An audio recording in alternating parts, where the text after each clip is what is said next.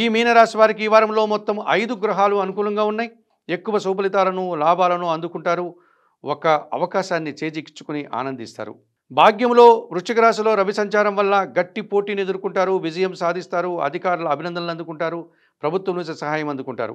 అష్టమంలో తులారాశిలో శుక్ర సంచారం ఉంది. స్త్రీజన సహకారం పుష్కలంగా లభిస్తుంది. అనుకోకుండా కొన్ని కార్యక్రమాలను పూర్తి చేస్తారు. మంచి పేరు ప్రఖ్యాతులు తెచ్చుకుంటారు. సప్తంలో చంద్ర సంచారం వల్ల మీ ఆలోచనలు కార్యరూపం దాలుస్తుంది. ఆత్మీయుల కలయిక ఎంతగానో ఆనందదాయకంగా ఉంటుంది. సంతోషంగా చాలా పనులు పూర్తి చేస్తారు. పంచమంలో గురువు సంచరిస్తున్నాడు. సంతానం విషయంలో శుభవార్తలు అందుకుంటారు. ఇష్టమైన కార్యక్రమాలు పూర్తి చేస్తారు. విద్యా సంబంధం విషయాల్లో సానుకూలత కనిపిస్తుంది. వృత్తి ఉద్యోగ వ్యాపారాల్లో మంచి అభివృద్ధిని సాధిస్తారు. వ్యయములో రాహు సంచరిస్తున్నాడు. దుబారా ఖర్చులు, దుబారా ఆలోచనలు, విదేశీ వ్యవహారాలు ప్రతికూలంగా ఉన్నాయి. ఈ రాశి వారికి వారంలో ఆది, సోమ, గురు, శుక్రవారాలు అనుకూలంగా ఉన్నాయి.